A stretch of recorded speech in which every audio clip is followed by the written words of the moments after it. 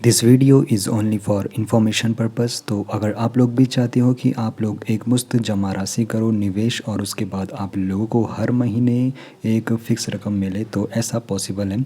तो हर किसी का सपना होता है कि वो अपनी बचत से उसको निवेश करे और नियमित मासिक आय उसको मिलती रहे। तो यहाँ पर सरकार समर्थित जो ये योजना है, जिसके ज़रिए हर महीने आप लोगों को एक फ़िक्स रकम मिल सकती है। तो देखो, जब आप लोग आरडी या फिर एफडी करते हो तो वहाँ पर जो टेन्योर रहता है, एक टेन्योर के लिए आप लोगों का जो निवेश है वो पूरी तरीके से फिक्स हो जाता है। लेकिन जो ये स्कीम सरकार समर्थित योजना है, तो यहाँ पर इसके बारे में समझेंगे और आज हम इन टॉपिक को यहाँ पे कवर करने वाले हैं। तो MIS के बारे में समझेंगे, MIS किस प्रकार काम करता है और अन्य जो निवेश के तरीके उनके बारे में समझेंगे और साथ ही साथ किनको यहाँ पर निवेश करना चाहेंगे वो समझेंगे। तो सबसे पहले समझते हैं MIS आखिर है क्या। मंथली इन्वेस्टमेंट स्कीम, तो ये एक सरकार समर्थित योजना है। तो यहाँ पर पोस्ट ऑफिस में आप लोग यहाँ पर अकाउंट ओपन करते हो, जहाँ पर पोस्ट ऑफिस की ये मासिक आय योजना है। तो सरकार बचत योजना जो निवेशकों को एक मुश्त जमा करने पर हर महीने एक निश्चित ब्याज प्रदान करती है। अब MIS कैसे काम करता है, यहाँ पर क्या नियम है, क्या यहाँ पर रिटर्न मिलता है, इसके बारे में भी समझेंगे। तो अभी के वक्त यानी कि मार्च 2026 में जो अभी इंटरेस्ट रेट यहाँ पे प्रोवाइड किया जा रहा है, 7.4% का इंटरेस्ट रेट यहाँ पे प्रोवाइड किया जा रहा है इस स्कीम में। और यहाँ पर आपको बता दूँ, यहाँ पर कंपाउंडिंग इंटरेस्ट का फ़ायदा आपको नहीं मिलता है, बस आपको सिंपल इंटरेस्ट का यहाँ पर फ़ायदा मिलता है। तो क्योंकि यहाँ पर हर महीने आप लोगों को एक फिक्स रकम आपको मिलती है, जो भी आप लोगों ने अमाउंट निवेश किया होगा। अब यहाँ पर जो इसका फिक्स्ड पीरियड रहता है, 5 साल का फिक्स्ड पीरियड यहाँ पर रहता है, यानी कि जो आप लोगों का एक मुश्त निवेश है वो 5 साल के लिए फिक्स हो जाएगा। मैच्योरिटी के बाद वो आपको मिल जाता है। अब यहाँ पर जो लिमिट है, तो सिंगल अकाउंट होल्डर यहाँ पे 9 लाख रुपए तक का निवेश कर सकते हैं। जॉइंट अकाउंट होल्डर यहाँ पे 15 लाख रुपए तक का निवेश कर सकते हैं।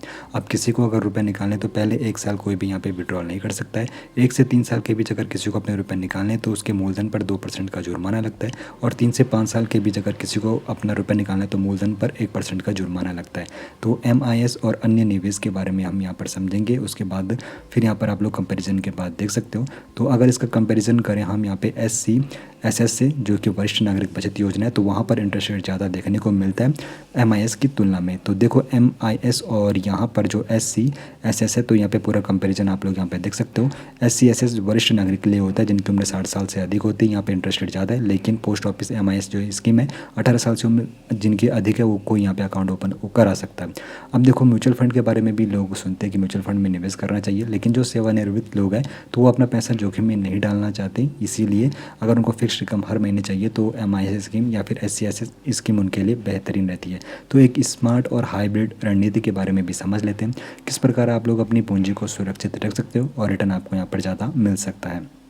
अगर आप लोगों ने MIS स्कीम में अपना निवेश किया है, तो ऐसे में जो भी आप लोगों को ब्याज मिलता है, तो उससे फिर आप लोग क्या कर सकते हो, FD करा सकते हो, या फिर आप लोग म्यूचुअल फंड में SIP कर सकते हो, जिसका जो आप लोगों का अमाउंट है वो भी और ज़्यादा बढ़ जाता है।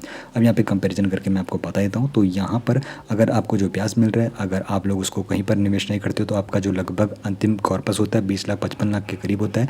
अगर आप लोग RD में निवेश करते हो उस ब्याज को, तो फिर वहाँ पर आपको जो आपका अंतिम कॉर्पस बनेगा 21,56,000 तक बनेगा। इसी प्रकार SIP में निवेश करके आप लोग यहाँ पर दे सकते हो।